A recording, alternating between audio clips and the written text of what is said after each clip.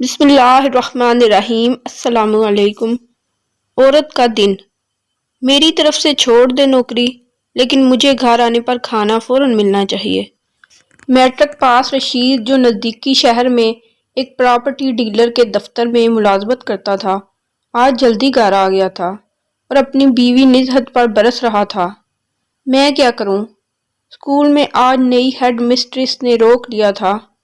وہ یونیورسٹی میں مجھ سے ایک جماعت آگے تھی اور آج ہی تو دیر ہوئی ہے۔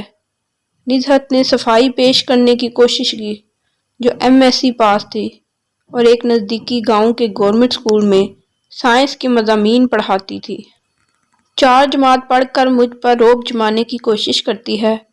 خبردار، جو میرے آگے زبان چلائی، نہ عقل نہ شکل و صورت اور اکڑ دیکھو۔ زیادہ بک بک کی تو گھر سے نکال دوں گا۔ رشید گرایا اور ساتھ ہی نزہت کے منہ پر 2-3 تھپڑ جڑ دیے۔ رشید اور نزہت کی شادی کو 24 سال ہو چکے تھے۔ رشید شکل و صورت کا اچھا اور چرب زبان شخص تھا۔ یہ لوگ نزہت کے دور پار کے رشتے دار تھے۔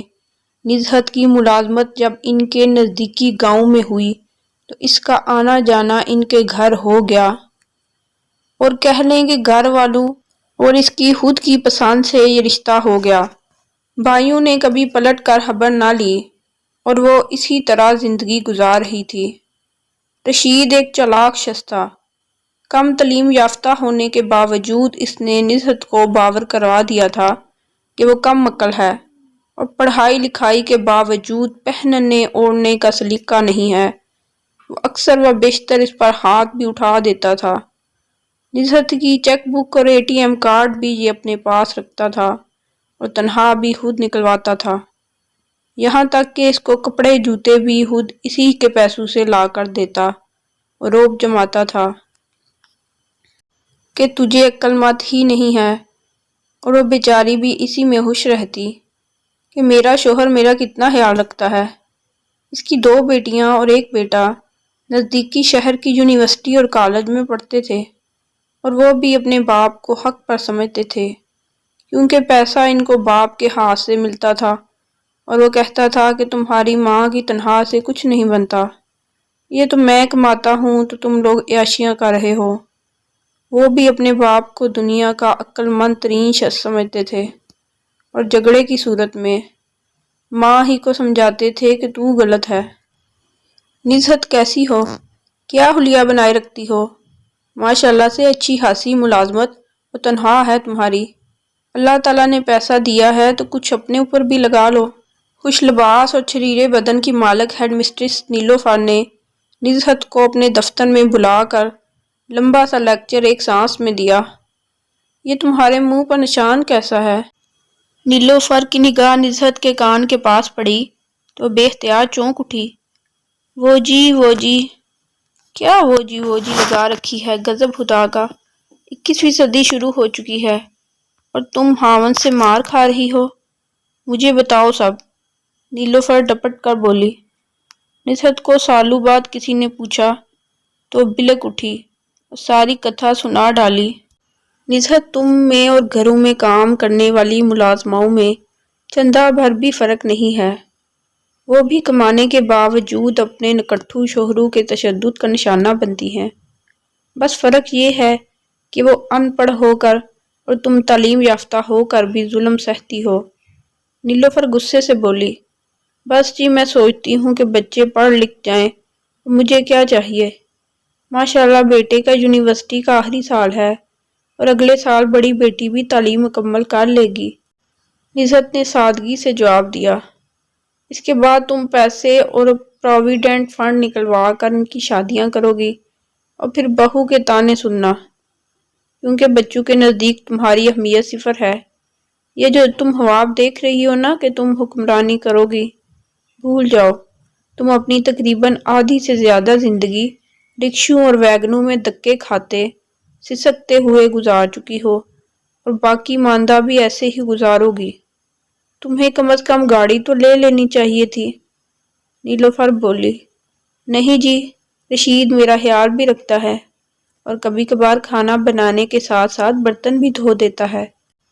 ویسے وہ جو کماتا ہے ہم پر ہی لگاتا ہے، باقی جہاں اتنی زندگی گزر گئی تو باقی بھی ایسے ہی صحیح، عزت بولی۔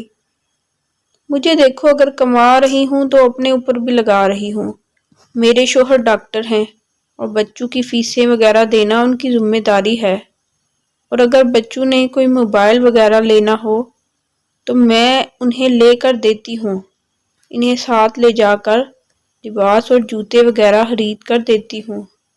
اس طرح میری اہمیت اپنی جگہ قائم رہتی ہے۔ نزہت، بچوں کو پیار کے ساتھ ساتھ پیسے کی بھی ضرورت ہوتی ہے، اور ادھر تمہارا خاوند ہی پیسہ نکلوا کر ان پر خرچ کرتا ہے اور اپنی اہمیت بنا کر بیٹھا ہوا ہے، اور بچے بھی اس کی طرفداری اس لیے کرتے ہیں۔ آنکھیں کھولو نزہت، دنیا مریخ پر پہنچ گئی اور تم 50 سال پیچھے جی رہی ہو۔ جی میں کیا کروں؟ نزہت بے بسی سے بولی۔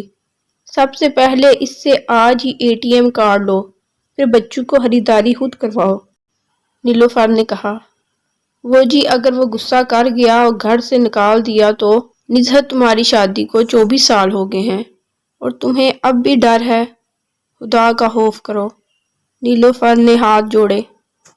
ویسے بھی میں نے ادھر تبادلے کے بعد ایک گھر لے لیا ہے اور میرے ساتھ ملازمہ اور چوکیدار ہوتے ہیں، تم ادھر آ جانا۔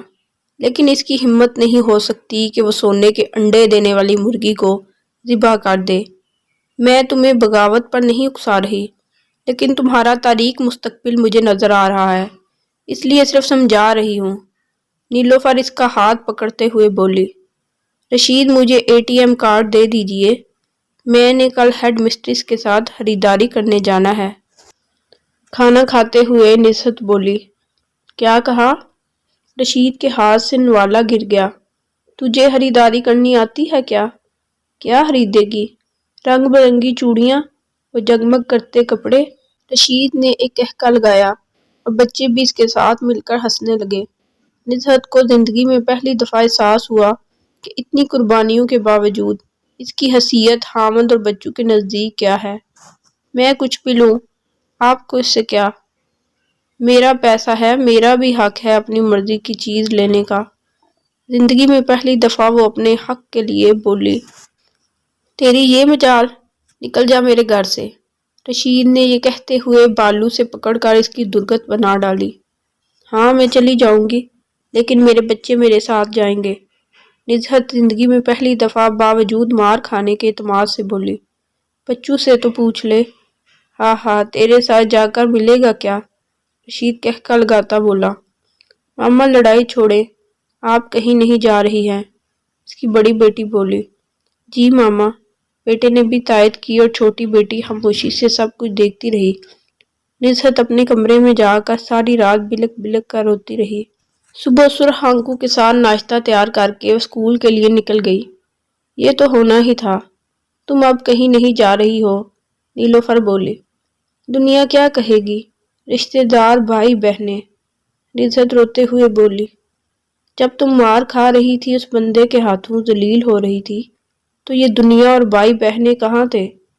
نزہت، یہ تمہاری دنیا ہے اور میں تمہیں یقین دلواتی ہوں کہ تمہارا خاوند تمہارے پیر پکڑے گا، بچے بھی تمہاری عزت کریں گے، تم مضبوط رہو بس، نیلوفر اسے گلے لگاتے ہوئے بولی۔ نیلوفر نے اسے ساتھ لے جا کر بینک سے اس کی چیک بک اور ATM کارڈ مسترد کروایا، اسکول بند ہونے کے بعد خریداری کروا کر اپنے گھر لے آئی۔ نزہت کے گھر نہ پہنچنے پر بیٹی کا فون آیا اور پھر تھوڑی دیر میں رشید نے دھمکیوں کے انداز میں فون کیا، لیکن نیلوفر نے اسے مضبوط رہنے کو کہا۔ آنے والے دنوں میں جب رشید پیسے نکلوانے گیا تو اسے بینک والوں نے بتا دیا کہ تمہاری بیوی سب کچھ بند کروا گئی ہے، تو اس کا دماغ ٹھکانے لگنے لگا۔ اس نے ادھر ادھر سے پیسے پکڑ کر بچوں کی فیس وغیرہ جمع کروائی، بیٹے کا جیب خرچ بھی بند ہوا تو اسے بھی لگ پتا گیا۔ دوسری طرف کھانا بیٹی کو بنانا پڑا تو اسے ماں کی قدر پتہ لگی کہ وہ بیچاری سارا دن اسکول میں کھپ کر ان لوگوں کے لیے کھانا بنانے کے ساتھ ساتھ برتن وغیرہ بھی دھو کر رکھ دیتی تھی۔ رشید کی بھی عیاشیاں ختم ہو گئیں۔ یہ لوگ وقتاً فوقتاً نزہت کو جذباتی کرنے کی کوششیں خود اور رشتے داروں کے ذریعے بھی کرتے رہے، لیکن نیلوفر نے اسے سختی سے منع کر رکھا تھا کہ مضبوط رہو۔ حالانکہ اسے پتا تھا کہ نصرت اکثر راتوں کو اٹھ کر روتی رہتی ہے، نیلوفر نے اس کو 1 مہینے میں گاڑی چلانا بھی سکھا دی، اس کا کچھ پروویڈنٹ فنڈ نکلوا کر ایک استعمال شدہ گاڑی بھی لے دی کہ اپنی باقی زندگی سکون سے گزارے اور بسوں ویگنوں کے دھکوں سے بچے۔ 1 ماہ کے اندر اندر نصرت کے شوہر اور بچوں کی عقل ٹھکانے لگی، اور بچے جو اپنے باپ کو دنیا کی عقل مند ترین شخص سمجھتے تھے، آج اس نتیجے پر پہنچ چکے تھے کہ ان کی ماں درست اور یہ سب باپ سمیت غلط تھے۔ آج وہ سب نیلوفر کے گھر نصرت سے معافی مانگنے کے لیے جمع تھے۔ نیلوفر نے صاف کہہ دیا، اگر رشید نے دوبارہ ہاتھ اٹھایا تو جیل کی سلاخوں کے پیچھے ہوگا۔ رشید نے بھی شرمسار ہوتے ہوئے نصرت سے معافی مانگی۔ نصرت کے بچے اس کے ساتھ لگ کر بلک بلک کر روئے اور اس کو بھی رلایا۔ آج پراعتماد نصرت سکون کے ساتھ اپنی زندگی گزار رہی ہے۔ وہ اپنی بچوں اور رشید کی خریداری خود کرتی ہے اور اس کے انتخاب کی سب لوگ داد دیتے ہیں۔ نصرت اس کا تمام تر صحرا نیلوفر کے سر باندھتی ہے کہ جس نے اسے جینا سکھایا۔ پس تحریر، ہمارے شہروں اور خاص طور پر گاؤں میں کام کرنے والی خواتین کو اس تجربے سے گزرنا پڑتا ہے، اور ایسی مثالیں آپ کو جا بجا بکھری نظر آئیں گی۔ ضرورت صرف عورت کو اپنی اہمیت دلانے کی ہے۔ ویڈیو اچھی لگی ہے تو لائک اور شیئر ضرور کریں اور چینل کو سبسکرائب کرنا نہ بھولیں، اور کمنٹ سیکشن میں اپنی رائے کا اظہار ضرور کیا کریں۔ شکریہ۔